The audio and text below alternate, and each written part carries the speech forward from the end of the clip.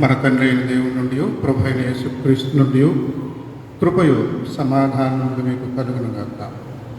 ప్రార్థన చేసుకుందాం. సర్వశక్తి సంపన్నుడా, పరలోకపు తండ్రి, నీకు స్తుతులు స్తోత్రాలు. గడిచిన వారమంతా మమ్మల్ని కాచి కాపాడి ఉన్నాం. వాతావరణ పరిస్థితులు అనేకులకు ఇబ్బందికరంగా ఉంటున్నాయి. అయినను మా ప్రభు, మేము నీ ఆలయంలో రాగలిగి ఉన్నాము. నీకు వందనాలు. చేరువచ్చిన మమ్మల్ని అందరినీ ఆదరించుకుంటున్నా. నీ వాక్యంతో మమ్మల్ని శుద్ధీకరించమని, మేలైనటువంటి విశ్వాస సహితమైనటువంటి జీవితాన్ని మేము జీవించలాగా బలపరచమని క్రీస్తు నామమున నేను అడుగుతున్నాం తండ్రి. ఆమేన్. కూర్చుందాం. దేవుని పరిశుద్ధ నామానికి స్తుతి కలుగునుగాక. ఎందరికో లేనటువంటి భాగ్యాన్ని దేవుడు మనకు ఇస్తూ ఉన్నాడు. మన చుట్టుప్రక్కల అనేక ప్రాంతాలలో వరద బాధితులు ఎంతగానో ఇబ్బందులకు గురవుతూ ఉన్నారు. సహాయక చర్యల కోసం ఎదురు చూసేటువంటి పరిస్థితులు. ఇలాంటి పరిస్థితుల్లో మనతోటి వాళ్ళందరూ కూడా ఎటువంటి తొందర లేకుండా ఆలయంలో ఆరాధించగలుగుతున్నాం. ఇందులో మన నీతి కానీ మన గొప్పతనం ఏమీ లేదు, కానీ కేవలము ఆయన కృపను బట్టి మనము ఈ పూట ఆలయంలో చేరి ఆయనను స్తుతించగలుగుతున్నాం. అనేకులకు ఇటువంటి అవకాశం లేనటువంటి పరిస్థితిగా వాతావరణం ఉంటున్నది. మన పూర్వీకులు ఏర్పాటు చేసినటువంటి పాఠాలు మనం చదువుకున్నాం. పాత నిబంధనలో జరిగినటువంటి అద్భుతం, దేవుడు ఏలియా ద్వారా చేసినటువంటి ఒక అద్భుతం. కరువు కాలంలో ఒక కుటుంబాన్ని దేవుడు ఆశీర్వదించిన విధానాన్ని బట్టి ఆ కుటుంబం ద్వారా ఏలియా భక్తునికి ఆకలి సమస్య లేకుండా భోజనం అంది వచ్చేలాగా దేవుడు ఏర్పాటు చేశాడు. సువార్త పాఠ్యభాగంలో మనం చూసినట్లయితే యేసుక్రీస్తు ప్రభువారు తన స్నేహితుల కుటుంబం అయినటువంటి మరియా, మార్తా, లాజరు వీరి కుటుంబాన్ని దర్శించడం, ఆ దర్శించడానికి సిద్ధపడటం, లాజరుకు ఉన్నటువంటి దురవస్థ, బలహీనతను బట్టి త్వరగా వచ్చి పరామర్శించమని క్రీస్తు ప్రభువారికి కబురు పంపడం అనేటువంటిది మనం అక్కడ చూస్తాం. ఇక పత్రిక పాఠ్యభాగంలో చూసినట్లయితే పౌలు భక్తుడు తెస్సలోనికీయులకు రాస్తూ అనేక విషయాలు చెప్తూ ఇక్కడ మనం చదువుకున్నటువంటి భాగంలో భోజనాన్ని గురించినటువంటి ప్రస్తావన తీసుకొని వస్తాడు. నేను ఎవరి మీద ఆధారపడకుండానే క్రీస్తుకు పరిచర్య చేస్తూ ఉన్నాను, నా భోజనాన్ని నేనే సంపాదించుకుంటున్నాను అన్నట్లుగా చెప్పవలసినటువంటి పరిస్థితి. తను మంచి మాదిరిగినటువంటి జీవితము జీవిస్తున్నాడు. కొన్ని సందర్భాల్లో అది ఇతరులకు తెలియాలి, దాని ద్వారా ఇతరులు బుద్ధి తెచ్చుకోవాలి. ఆ విధంగా ఒకవేళ అవివేకంతో ఉంటే జ్ఞానంతో నడుచుకోవాలి. ఆ విధంగా పౌలు భక్తుడు పని పాట లేకుండా తినేవాళ్ళను హెచ్చరిస్తూ, నేనైతే దేవుడి పేరు చెప్పి ఆ ప్రాంతం ఈ ప్రాంతం తిరుగుతూ ఉన్నాను, నాకు అనేక మంది అభిమానంతో చక్కగా భోజనాలు పెడతారు, కానీ నేను అది ఆశించలేదు. నా భోజన ఖర్చులు నేనే సంపాదించుకునేలాగా పాటుపడుతూ ఉంటాను. ఈ రకంగా చెబుతూ, తిండి కోసం శ్రమ పడకుండా తిండి తింటే అది దేవుడు మెచ్చుకోవడం. నువ్వు మెతుకు తినకముందు దీనికోసం నేను పని చేశానా లేదా అని ఆలోచించి మరీ తినాలి అన్నట్టుగా పౌలు భక్తుడు అక్కడ తెస్సలోనిక సంఘంలో ఉన్నటువంటి కొంతమందిని ఉద్దేశించి వార్నింగ్ ఇస్తూ ఉన్నాడు, హెచ్చరిక చేస్తున్నాడు. ఈ 3 పాఠ్య భాగాల నుండి మనం ఒక చక్కటి ఒకే సందేశాన్ని రాబట్టుకోగలగాలి. ఏ విధంగా రాబట్టుకోగలము? ఈ మూడు రకరకాలుగా ఉన్నాయి. సారపత అనేటువంటి ఆ ప్రాంతంలో మరి ఏలియా ఒక కుటుంబాన్ని ఆశ్రయించి ఫోన్ చేయడము, కరువు తీరే వరకు కూడా అక్కడ మరి ఆ కుటుంబానికి మేలు జరగడము, ఇవి చూస్తున్నాం. ఇక్కడ క్రీస్తు ప్రభు వారేమో లాజరుకు కావలేదు, పరామర్శించు అని కబురు వచ్చినా కూడా నిర్లక్ష్యంతో అలక్ష్యంతో అన్నట్టుగా వెంటనే వెళ్ళడు. అది చదువుతున్నాం. పౌలేమో పని దొంగలుగా ఉంటూ పని చేయకుండా తిండి మాత్రం తింటున్నారు, సిగ్గులేదా మీకు అనేటువంటి విధంగా చెప్పినటువంటి ఆ మాటలు చదువుతున్నాం. మరి వీటన్నింటినీ కలిపి ఒక సామాన్యమైనటువంటి ఒకే వర్తమానాన్ని అందుకోగలమా అంటే కొంచెం ఇబ్బందిగానే ఉంటుంది. ఆలోచనకు అంత చెప్పినట్టుగా మూడు కూడా వేరే వేరే మూడు రకాలైనటువంటి బుద్ధి మాటలు, సందేశాలు, అంశాలు ఇచ్చేలాగా మనకు అనిపిస్తుంది.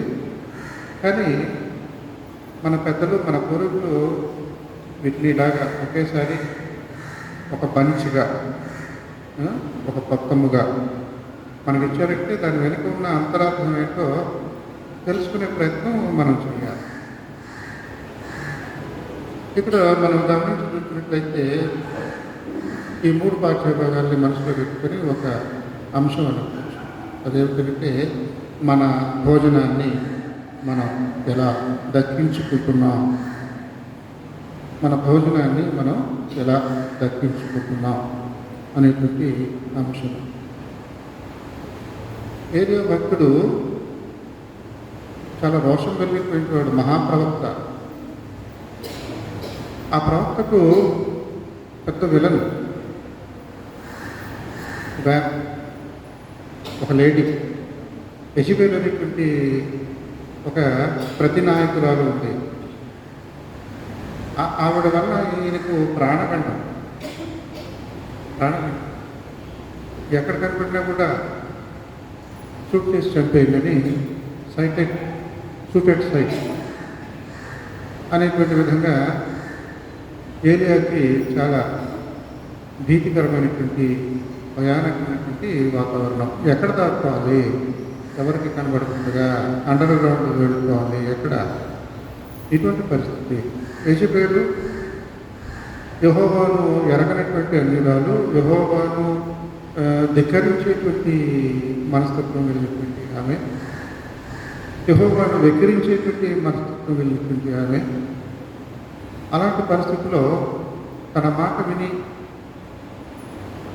ముందుకు వచ్చినటువంటి అన్య మతం నుండి వచ్చినటువంటి ప్రవక్తలకు ఇతనికి పోటీ పడుతుంది.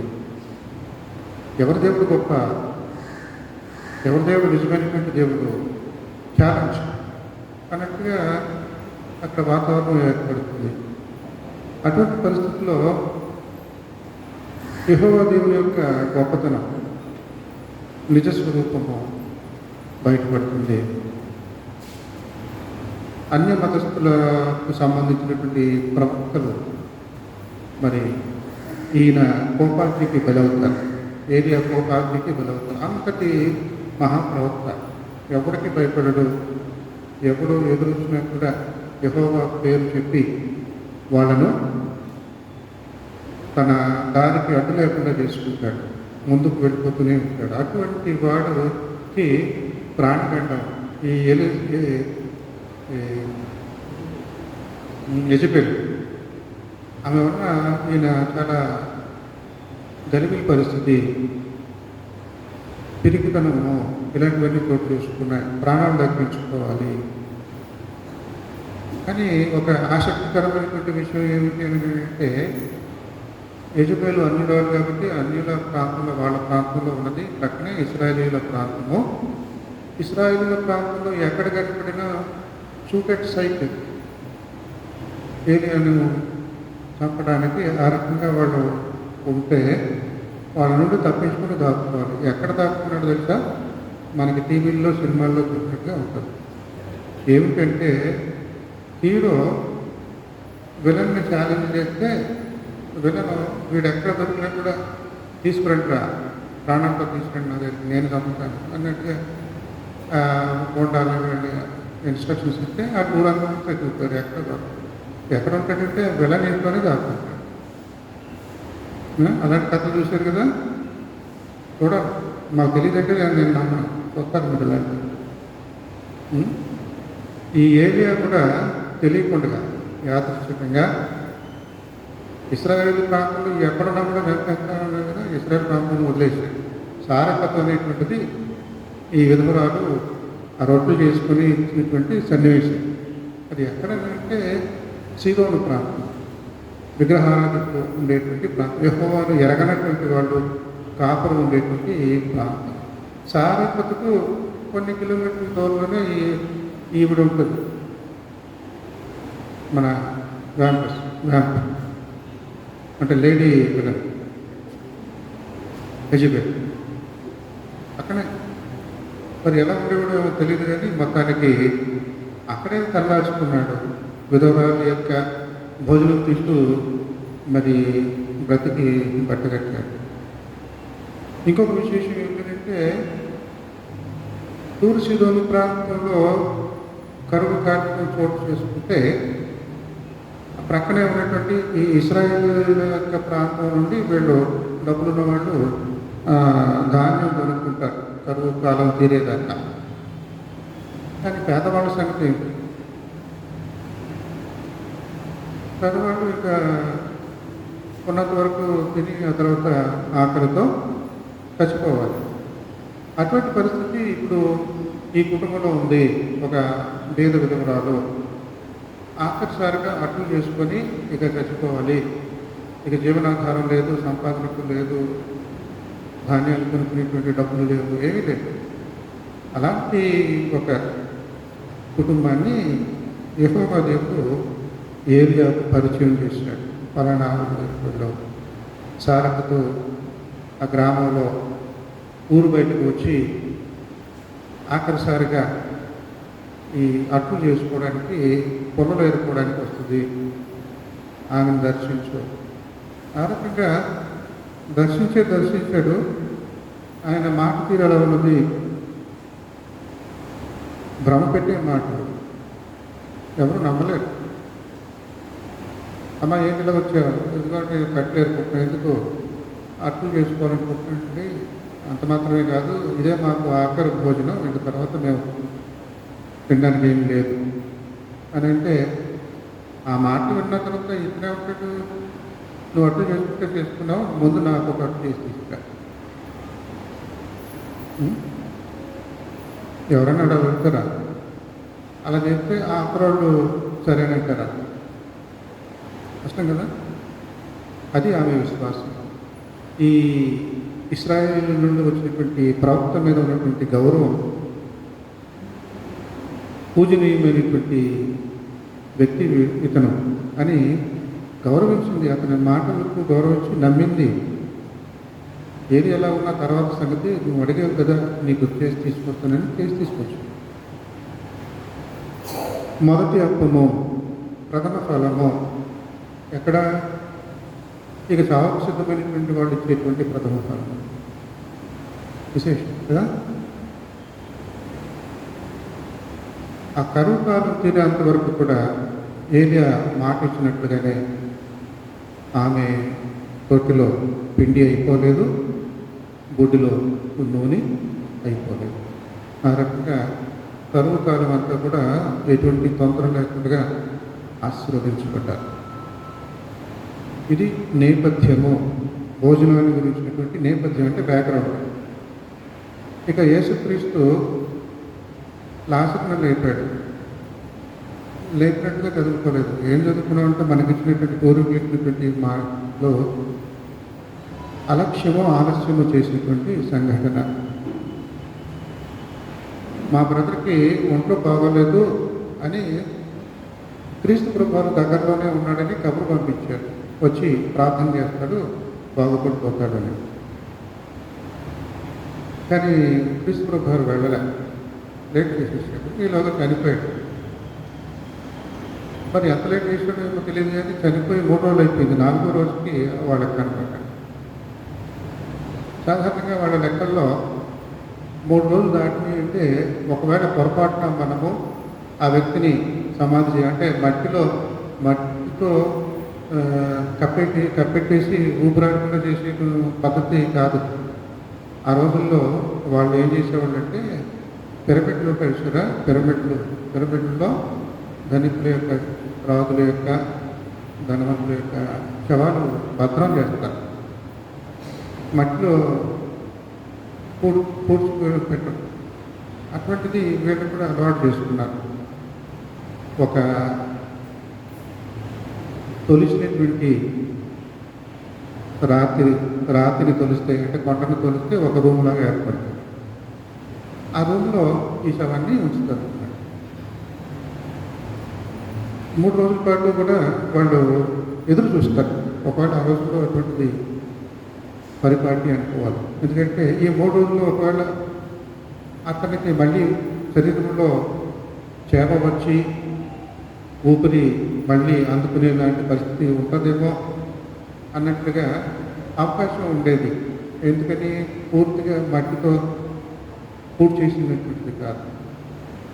న్యూస్ పేపర్లో అప్పుడప్పుడు మనం చదువుతాం. అలాగ పూర్తి చేసిన వాళ్ళు కూడా వచ్చేసి జనానికి కనబడేటువంటి న్యూస్. సరే, ఇప్పుడు ఈ లాజరు ఎక్కడ ఉన్నాడంటే ఒక రాతి గదిలో ఉన్నాడు.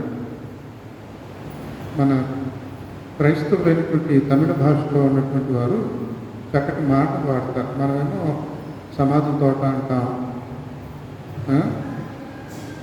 వాళ్ళు సమాధి తోట అనకుండా ఒక చక్కటి మాట ఉంటుంది. ఏంటంటే కల్లరై అంటారు. సమాధి తోటని, గ్రేవ్ యార్డ్ని కల్లరై అంటారు. కల్లరై అంటే కళ్ళు అంటే రాయి, కళ్ళు, ఉప్పు కళ్ళు అంటారు కదా, ఉప్పు రాళ్ళు, రాళ్ళ ఉప్పు. కళ్ళు అంటే రాయి, అర అంటే గది, రాతి గది. ఈ లాజర్ను రాతి గదిలో ఉంచారు. నిద్రపోతుంది. చచ్చిపోయాడు. యేసుక్రీస్తు దృష్టిలో నిద్రపోతున్నాడు. ఈ కబురు రాగానే తన శిష్యులతో అంటాడు, నా స్నేహితుడు నిద్రపోతున్నాడు, వెళ్ళి లేపాలి, నడని బయలుదేరాడు. అంటే అప్పటికే చచ్చిపోయాడు. ఒకరోజు ప్రయాణ దూరంలో ఉన్నాడు. కబురు అందిన తర్వాత కొన్ని రోజులు ఆగిపోయాడు. వచ్చి చూసేటప్పటికి అది 4వ రోజు. కాబట్టి హోప్స్ పెట్టుకుంటారు కొంతమంది. ఒకవేళ వీడు చనిపోయినా కానీ మళ్ళీ బయటకు వస్తాడు అనేటువంటి రీతిలో 3 రోజుల దాకా ఛాన్స్ ఇస్తారు. అయిపోయింది. 4వ రోజు వాళ్ళ సెంటిమెంట్ ప్రకారంగా, వాళ్ళ యొక్క ఎదురు చూపుల ప్రకారంగా కూడా జరగలేదు. అది దాటిపోయి వచ్చాడు యేసుక్రీస్తు వారు. నిద్రపోయేవాడు లేనట్టుగా పిలుస్తున్నాడు, లాజరు లే. నిద్రపోయేవాడిని మనం పిలుస్తాం కదా, పక్క గదిలో నిద్రపోతుంటే ఈ గదిలో పిలుస్తాం ఒకసారి కదా, ఆ రకంగా పిలవబడ్డాడు.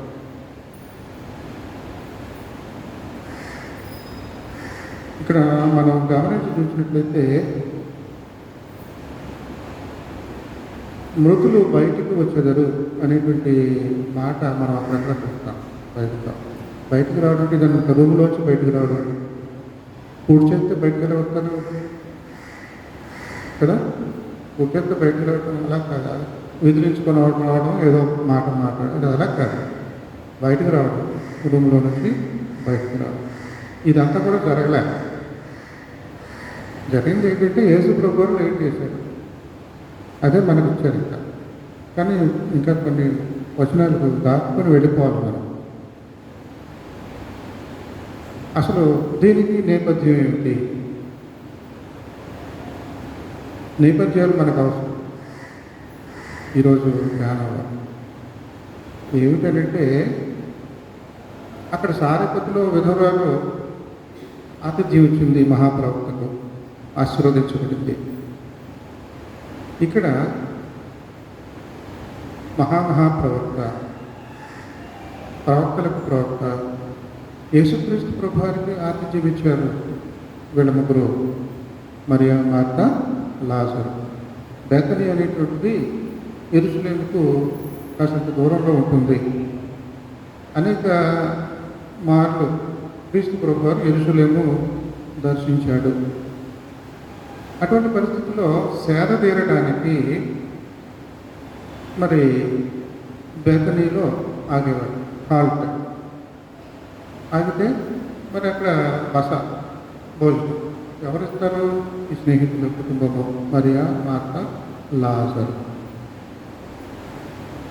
ఒకనొక సందర్భంలో మార్త కంప్లైంట్ వేస్తుంది, నేను ఒక్కదాన్నే ఇన్ని విస్తారమైనటువంటి పని పెట్టుకున్నాను, నువ్వేమో మా అక్కతో కబుర్లు ఆడుతున్నావు, నేను బాగుందా, ఒక్కదాన్ని ఎలా చేస్తాను అన్నాను.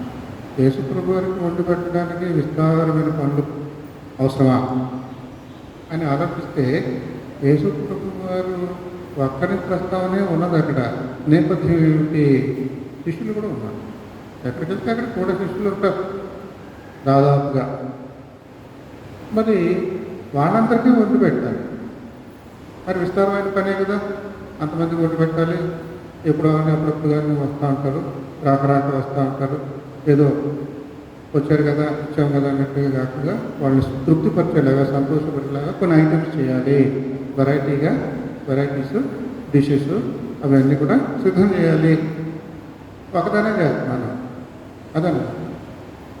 యేసుప్రభుతో మాట్లాడడం అయినప్పటికీ యేసుప్రభు కూడా వీళ్ళు ఉన్నారన్న సంగతి మనం మర్చిపోకూడదు. సరే, అంతగా చక్కగా ఆతిథ్యం ఇచ్చినటువంటి ఈ కుటుంబంలో శోకం చేసుకుంది.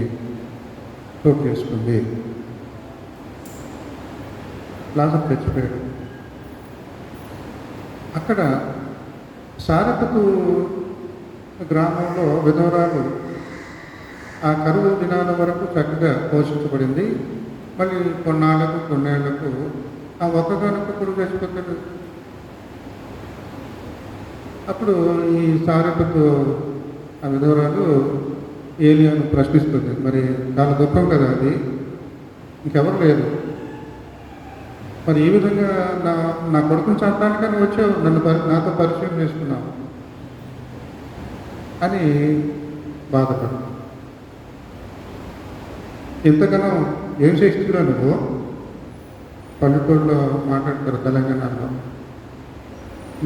ఎంత చేసి నువ్వు ఏ నాకు లాభం వచ్చింది నీ వల్ల అన్నట్లుగా ఆమె బాధ వ్యక్తపరుస్తుంది. వీళ్ళు కూడా అలాగే. వీళ్ళది ఇంకొక రకంగా ఎవరో మరియా, మార్త. మనం చదువుకున్నదేంటి? యోహాను సువార్త 1 నుండి 11 వరకే. ఇంకా ముందుకు వెళ్ళిపోతే అన్ని వాక్యాలు మనం ఇక్కడ లెక్కల దగ్గర నిల్చొని చదవడానికి సమయం చాలదని కొన్ని మాటలు ఇస్తారు మనకు. సరే, అదే అధ్యాయంలో 21వ వచనంలో ఇంకా 32వ వచనంలో చక్కటి మాటలు ఉంటాయి యోహాను సువార్తలో. ఏమిటనంటే, ప్రభువా నీవిక్కడ ఉండిన యెడల నా సహోదరుడు చావకుండును. ముందు మాట్లాడతాను 21వ వచనంలో, ప్రభువా నీవు ఇక్కడ ఉండిన యెడల నా సహోదరుడు చావకుండును. మళ్ళీ కొంతసేపు తర్వాత మరొక క్రీస్తు ప్రభు వారు మాట్లాడుతుంటే ఇదే డైలాగు ఆమె అంటుంది, ప్రభువా నీవు ఇక్కడ ఉండిన యెడల నా సహోదరుడు చావకుండును. అక్కడ మరొకతనంగా సారెపతు విధవరాలు, ఆమె ఇశ్రాయేలీయులు కాదు, మరి అన్యం మతస్థురాలు. ఆమె తన కోపాన్ని అలా వ్యక్తపరచుకోవచ్చు. ఏమిటి? నువ్వు నాకు పరిచయం అయింది దీనికోసమేనా? నా కొడుకుని చంపడానిక నువ్వు నాతో పరిచయం పెట్టుకున్నావు అని అక్కడ. ఇక్కడ వీళ్ళేమో ఎంతగా నిన్ను ప్రేమించాము, అభిమానించామో, అతిథి సత్కారం చేస్తూ వచ్చామో, చివరికి బాగోలేదని కబురు పంపినా కూడా నువ్వు ఆలస్యం చేసి రాలేదా? నువ్వు రాకపోవడం వల్ల కదా చచ్చిపోయాడు. నువ్వు వెంటనే వచ్చి ఉంటే ఇలా జరిగేది కాదు కదా. చొరవతో క్రీస్తు ప్రభుని మరి మీద వాళ్ళ ఆగ్రహాన్ని వ్యక్తపరుస్తూ ఉంటారు, బాధను వ్యక్తపరుస్తూ ఉంటారు. ఇది నేపథ్యము. ఏంటిది? భోజనాల సంగతి. అక్కడ భోజనం పెట్టింది, సారెక్కుతూ చక్కగా అడ్డు చేసింది, అప్పం.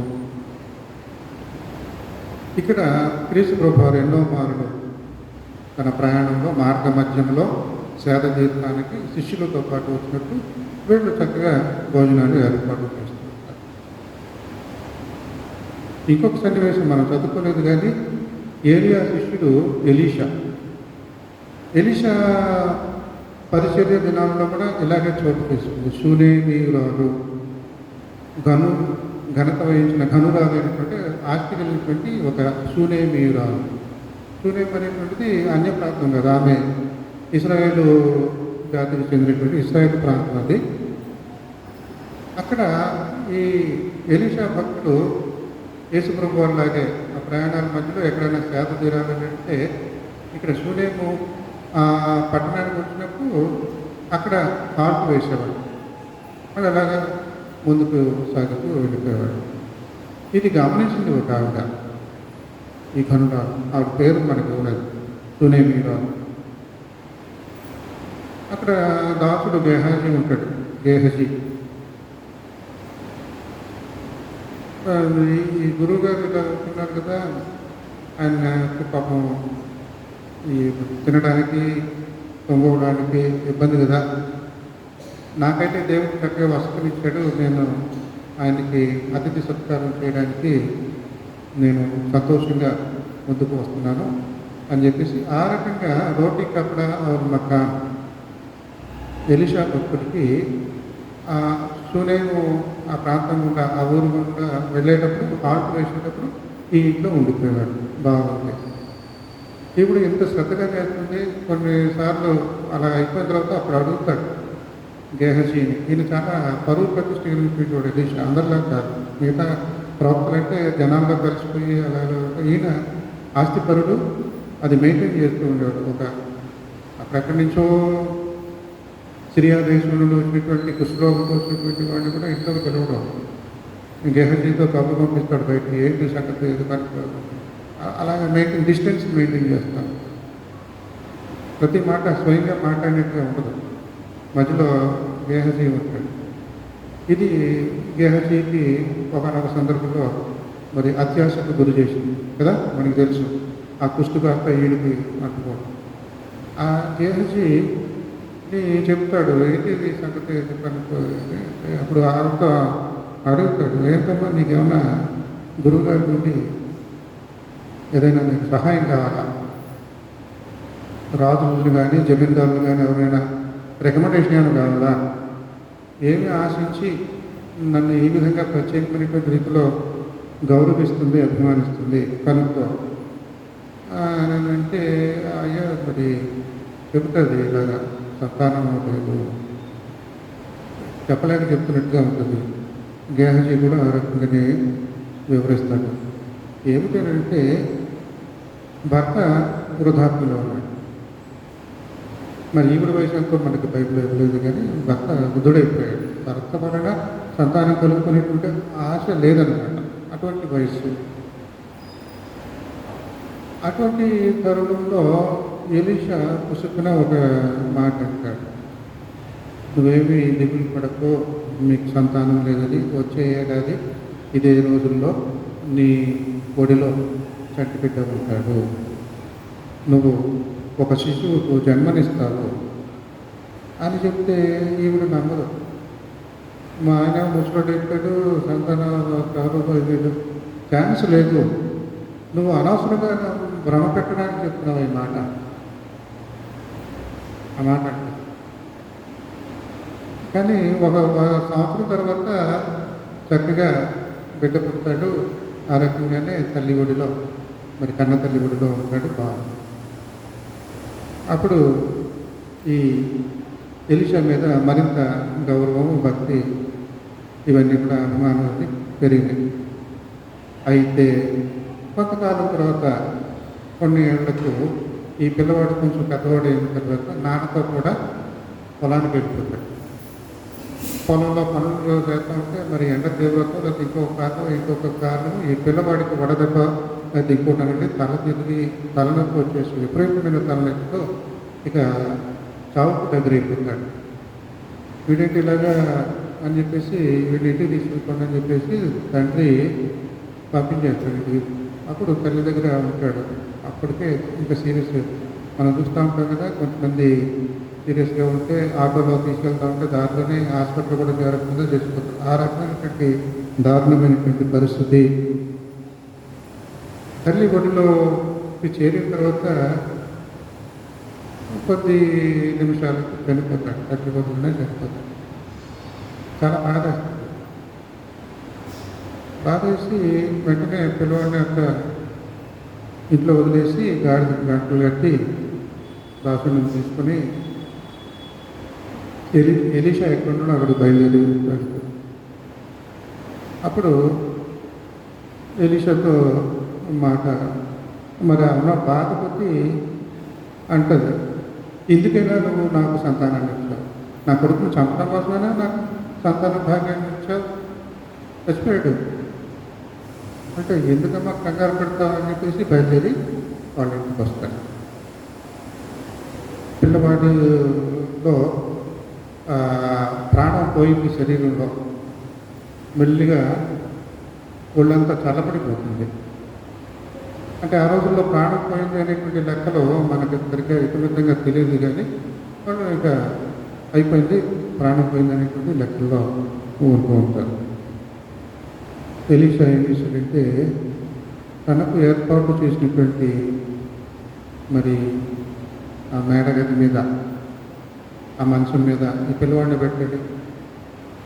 ఇంతకుముందు ఏం చెప్పాడంటే గేహజీకి దండం ఇచ్చి వాళ్ళని కొంచెం ధైర్యపరచడం కోసం ఈ దండం తీసుకెళ్ళి ఆ పిల్లవాడు నెత్తి మీద పెట్టండి, పిల్లవాడు దగ్గర పెట్టండి, వాడికి ఏం కాదు, చచ్చిపోవడం అని. అంటే పల్స్ ఎంత వీక్ అయిపోయింది అనమాట. బయలుదేరినప్పుడు ఇంకా చచ్చిపోతున్నాడు అనేటువంటి పరిస్థితిలో అలా.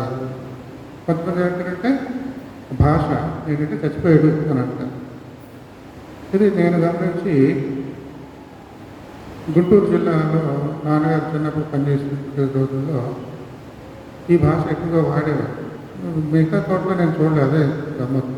ఇక్కడ తూర్పుగోదావరి వేరే వేరే జిల్లాలో ఏమిటంటే దేవుడు చచ్చిపోయినటువంటి మా అబ్బాయిని బతికించాడంట. అలాంటి మాటలు ఎక్కడ నేను వేరే జిల్లాలో ఎక్కడ లేదు, గుంటూరు ప్రాంతాల్లో. అంటే ఏంటంటే ఈ పల్స్ రేట్ పడిపోయి చచ్చిపోయిన వాళ్ళ లిస్టులో వెళ్ళిపోయిన వాళ్ళు, అలాంటి వాళ్ళని చచ్చిపోయాడు అన్నట్టుగానే వీళ్ళు వివరించేటప్పుడు అలాంటి వ్యక్తీకరణ ఆ విధంగా వివరించుకున్నాం. ఇక్కడ ఈ పిల్లవాడికి అది ఇస్తే కుదరలేదు. అది కాదు, నువ్వే రావాలి, నీ దండం ఇచ్చి ఇవన్నీ చేస్తున్నావు. బయలుదేరి వస్తాడు. వచ్చి తన ఆ పిల్లవాడి మీద పడుకుంటాడు, బాగా చాప పడుకుంటాడు. తన వేడంతా కూడా ఆ పిల్లవాడికి ఎక్కాలి. చల్లబడిపోతున్నాడు, చచ్చిపోతూ ఉన్నాడు, బ్రతుకుతూ ఉన్నాడు, ఇదిగో తీసుకొని కొడుకుని అక్కడ మాటలు జాగ్రత్తగా ఉంచాలి. బ్రతుకుతూ ఉన్నాడు అంటే చావు అంచుల దాకా వెళ్ళాడు, మళ్ళీ ఇప్పుడు అలా వెనక్కి వచ్చేస్తున్నాడు ఈ రకంగా. కాబట్టి అతిథి సత్కారం చాలా అవసరము, నేపథ్యము, దేవుడు ఆశీర్వదిస్తాడు.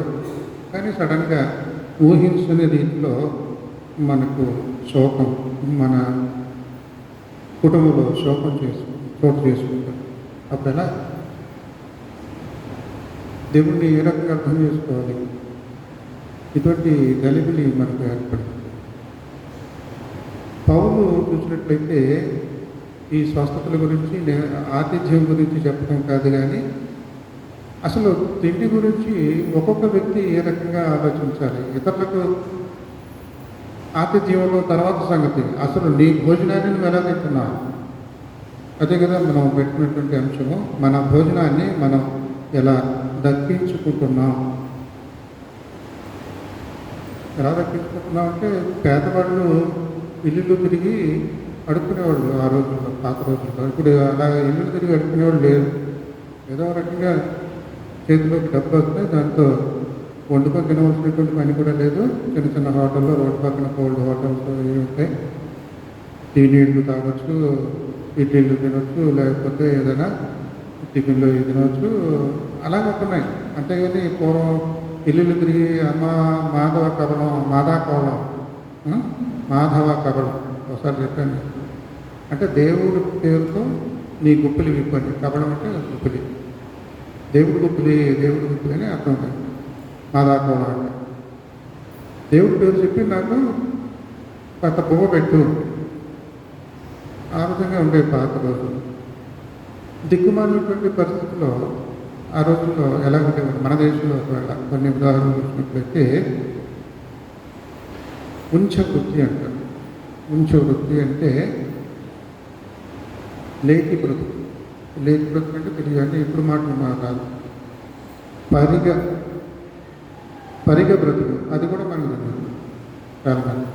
అంటే ఏంటంటే పల్లెటూళ్ళల్లో పొలాలలో పంట చేతికొచ్చినప్పుడు దాన్ని కోసినప్పుడు అదంతా ఒక చోటకి కుప్ప కూర్చుతారు, ఒక చోటకి చేరుస్తారు, లేకపోతే ఇంటికి తీసుకెళ్ళిపోతారు, ఏదైనా చేస్తారు. అలా చేస్తున్నటువంటి తరుణంలో కొన్ని పనులు ధాన్యం అక్కడ పడిపోతాయి. ఇంకా అవన్నీ పట్టించుకోరు. ఇంత పెద్ద బస్తాలు వచ్చినటువంటి పడినటువంటి అవి తీసుకుని ఆ పనిలోనే ఉంటారు. కానీ అక్కడక్కడ పడిపోయి అన్నీ ఏర్పడడం. అంత మాత్రమే కాకుండా కొంతమంది మంచి మనసు ఉన్నవాళ్ళు ఏం చేస్తారంటే, కొంతమంది పేదవాళ్ళు ఏర్పడేటువంటి వాళ్ళు ఉంటారు, ర్యాక్ పిక్కర్స్ అంటారు. ఏది చెత్తకుండీ దగ్గర పేపర్లు ఏర్పడేటువంటి వాళ్ళు. ఆ రోజుల్లో పొలాలలో తిండి గింజలు ఏర్పడేటువంటి వాళ్ళు. ఈ రోజుల్లో చెత్తకుండీ దగ్గర అన్నాన్ని ఏర్పడేవాళ్ళు, లేకపోతే ఈ చెత్త కాగితాలు, ప్లాస్టిక్ సీసా, ఈ బాటిల్స్ ఏర్పడి ఆ విధంగా డబ్బు సంపాదించి జీవనం గడిపేటువంటి వారు. ఇలాంటి పేదవాడు. రూతు అలాంటి స్థితికి వచ్చేసింది. ప్రాంతం కాని ప్రాంతానికి వచ్చేసింది. అత్త కనిపించే దైవము, ఆమెను గౌరవించాలి, ఆమెను పోషించాలి. ఏం చేయాలి? నువ్వు మా ఊరికే వచ్చావమ్మా, నువ్వేం దిగులు పడకో, మా వాళ్ళు ఉన్నారు, వాళ్ళు ఇలాంటి పేదవాళ్ళకి ఇలాంటివి చేస్తారు, నువ్వు అక్కడికి వెళ్ళి పరిగి ఏరుకో.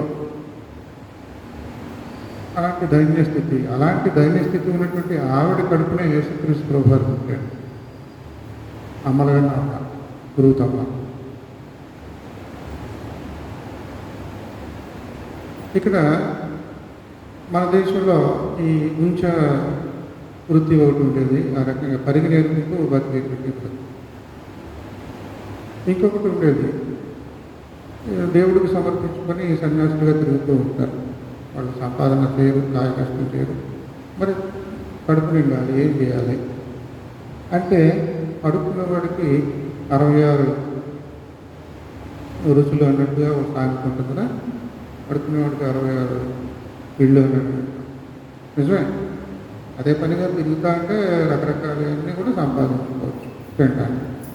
కానీ దేవుడికి సమర్పించినటువంటి సన్యాసులకి రూల్స్ ఉంటాయి, కొన్ని నిబంధనలు ఉంటాయి, సెంటిమెంట్స్. ఏమిటంటే 5 గృహాలు లేకపోతే 6 గృహాలు, రోజుకి 5 లేక 6 గృహాలకు మించి నువ్వు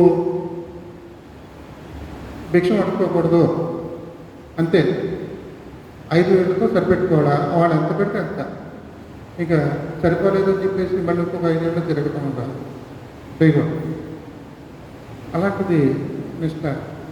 మరి మనకు అవన్నీ తెలియదు. ఏంటంటే మన క్రైస్తవ సాంప్రదాయంలో ఉన్నాం కదా, తెలియదు. హిందువులకు కూడా చాలా మంది తెలియదు, పాత కథలు ఇవన్నీ.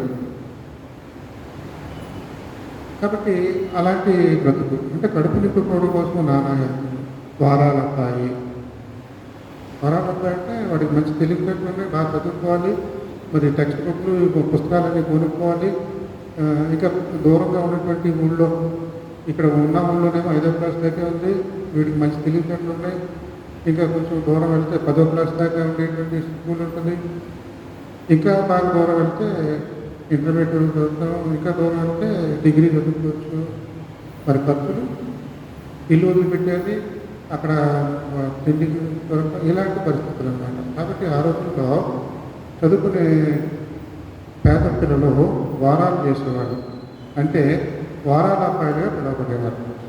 ఆ ఊళ్ళో ఉన్నటువంటి ధనిక కుటుంబాలు 7 కుటుంబాలు ఉదాహరణకు సోమవారం, ప్రతి సోమవారం ఆ కుటుంబము ఆ విద్యార్థికి, ఆ స్టూడెంట్‌కి భోజనం పెడతారు. ఆ రోజంతా ఇక వాళ్ళ బాధ్యత. మంగళవారం ఇంకొక ఇల్లు. అలాగా 7 ఇళ్ళు. మళ్ళీ అది రిపీట్ అవుతుంది, రొటేట్ అవుతా ఉంటుంది. దాన్ని అలా చదువుకున్నటువంటి వాళ్ళని వారాల అబ్బాయి అంటారు.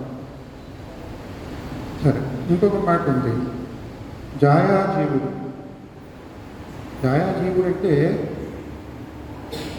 పెళ్ళాం చేయడంతో బతికేవాడు, భార్య సంపాదనతో భోజనం చేసేవాడు. ఆడు కష్టపడ్డాడు, ఆడు ఒళ్ళం చుట్టూ పని దొంగ. భార్య కష్టపడి సంపాదిస్తే అది తిని కూర్చుంటాడు. వాడిని జాయాజీవుడు. జాయ అంటే భార్య మీద ఆధారపడి జీవించేవాడు జాయాజీవుడు. ఈ రకంగా మరి ఉంటాయి. దేశం సుభిక్షంగా ఉంది అనేటువంటి మాట ఉంటాం. సుభిక్షంగా ఉందంటే అర్థం ఏంటంటే మా దేశంలో అడుక్కునేవాడు లేరు. అడుక్కునేవాడు వస్తే వెంటనే మేము వాడికి సాయం చేయగల స్థితిలో ఉన్నాము. సుభిక్షం, భిక్షం పెట్టడానికి స్తోమత ఉంది మాకు. అది సుభిక్షం అంటే. అంటే భిక్షగాడు తిరగవలసిన పని లేదు.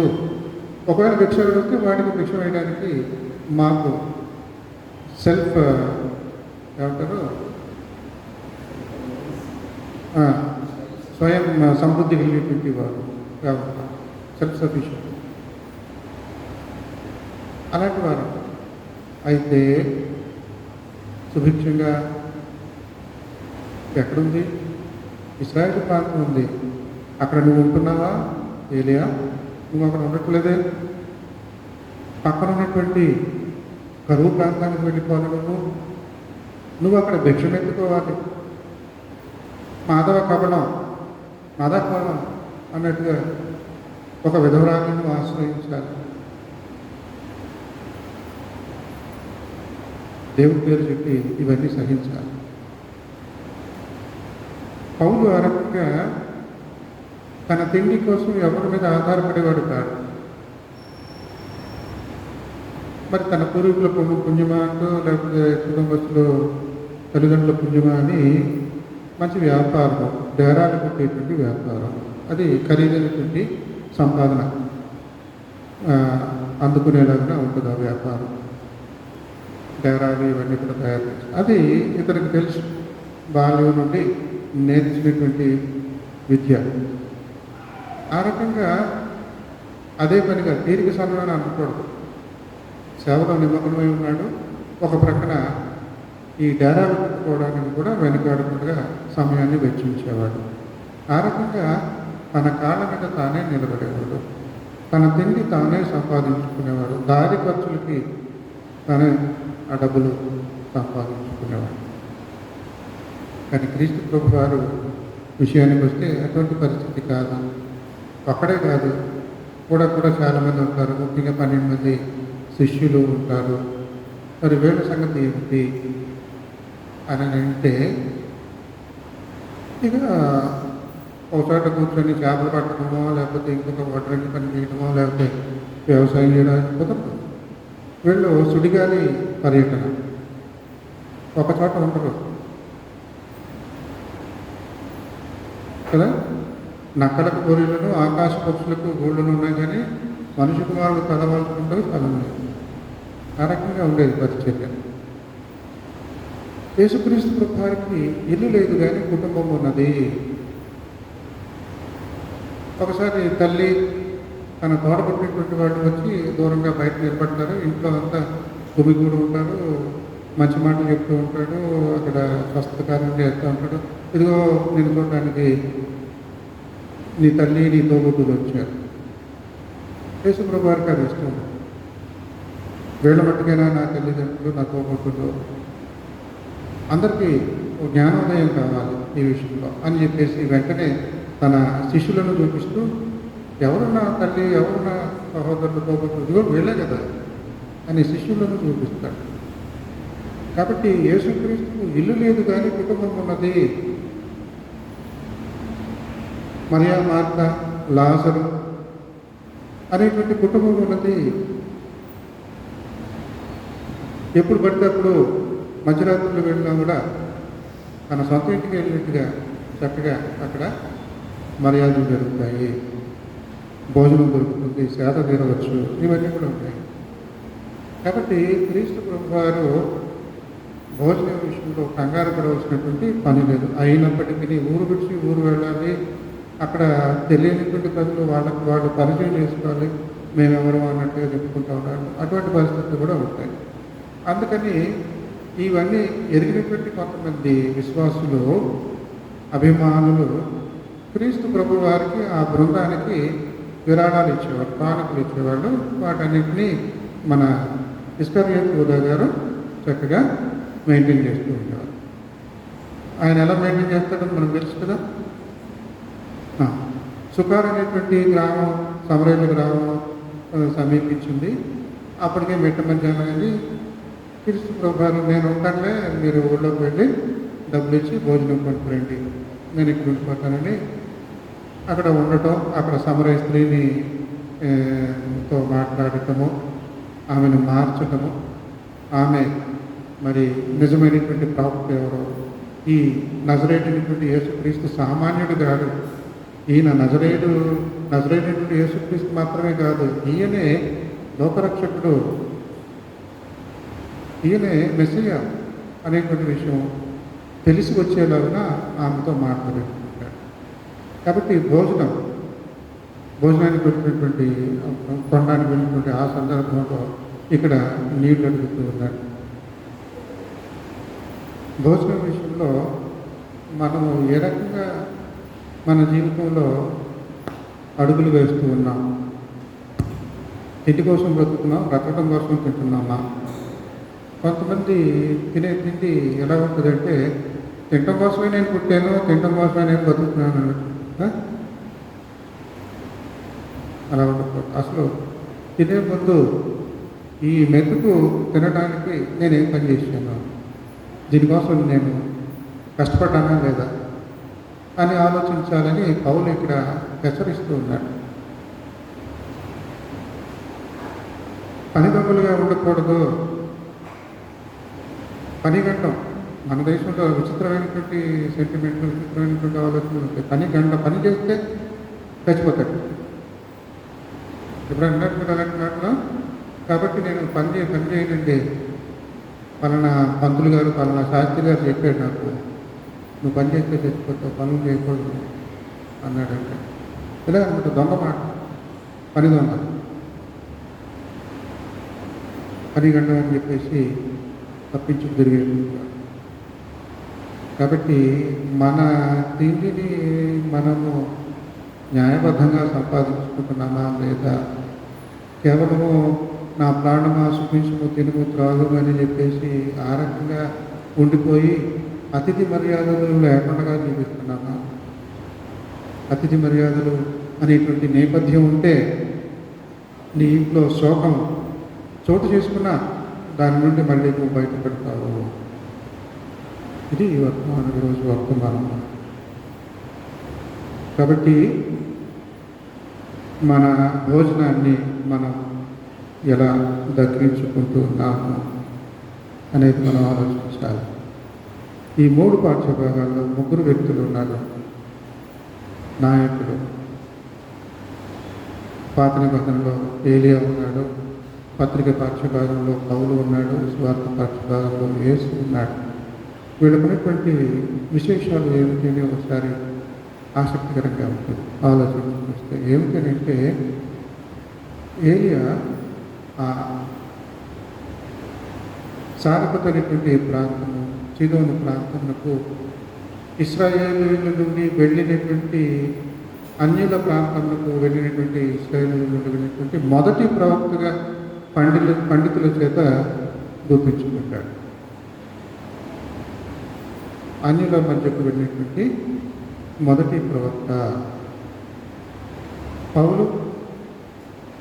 తన స్వార్థ సుడిగాలి ప్రయాణంలో ఎన్నెన్నో చోట్ల, ఎన్నెన్నో దేశాలు, ముఖ్యంగా ఆయన దక్కించుకున్నటువంటి బిరుదు ఏమిటంటే యూరోప్ ఖండానికి అంతటికి కూడా యూరోప్ ఖండానికి అంతటికి కూడా మొట్టమొదటిసారిగా క్రీస్తును పరిచయం చేసినటువంటి వ్యక్తి ఈ పౌలు.